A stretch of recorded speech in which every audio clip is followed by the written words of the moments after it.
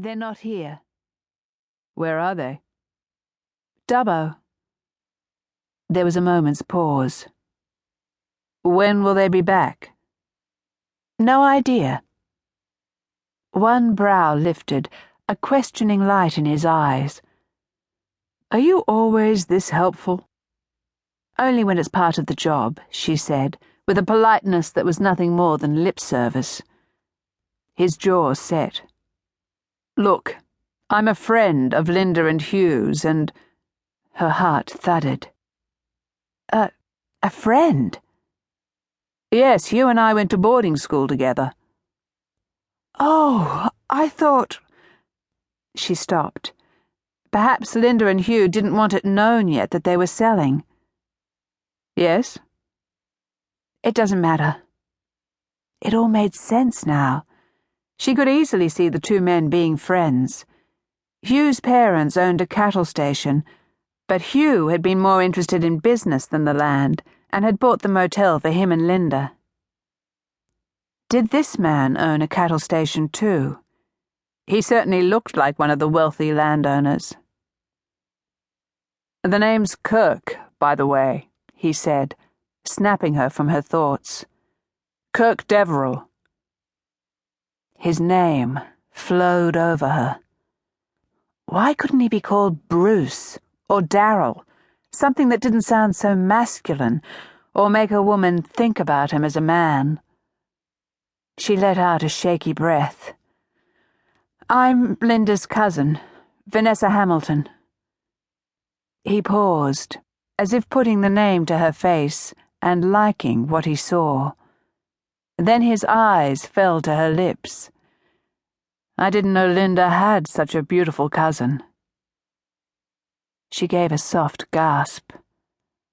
Why did this man's words make her knees weak, when almost every available male in town, and some not so available, had said the same thing since her arrival? The telephone rang and she snatched it up, uncomfortable at the feelings he was raising inside her. She could feel him watching her as she went to a stand to get a brochure on the Western Plains Zoo at Dubbo. She answered a couple of questions for the guest, then hung up and put the brochure back. I'm sorry, She looked up and caught him eyeing the full length of her denim jeans. Just a question about the zoo, she finished on a lame note. No need to be sorry, he said smoothly, not looking the slightest bit uncomfortable at having been caught. Then he considered her. So, tell me, why the attitude? She cleared her throat. Attitude? You obviously thought I was someone else. Perhaps. It wasn't up to her to tell him about the sale. Besides, he could say he was a friend of Linda and Hugh's, but that didn't mean he actually was. Someone you don't like? Maybe. You realize you owe me an apology, he pointed out. Yes, and he owed her an apology for the way he'd been looking at her. But did she want to go there? No way. Of course, there is a way you could make up for it, he said, a light in his eyes telling her this man was very experienced with women. She stiffened. Here it comes.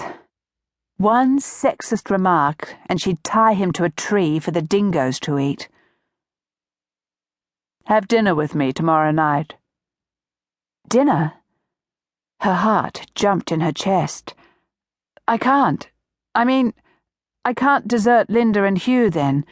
It's going to be a big night for them. I'm helping out around the place, you see, and You only had to say no. Her reaction seemed to amuse him. I'm a big boy, I can take it. Vanessa didn't know whether to be relieved or irritated that he gave in so easily. She'd expected some sort of fight from the guy. She drew breath. Fine then. No, I don't want to have dinner with you tomorrow night. How about a rain check? She gave a startled laugh. What happened to you only had to say no? I said I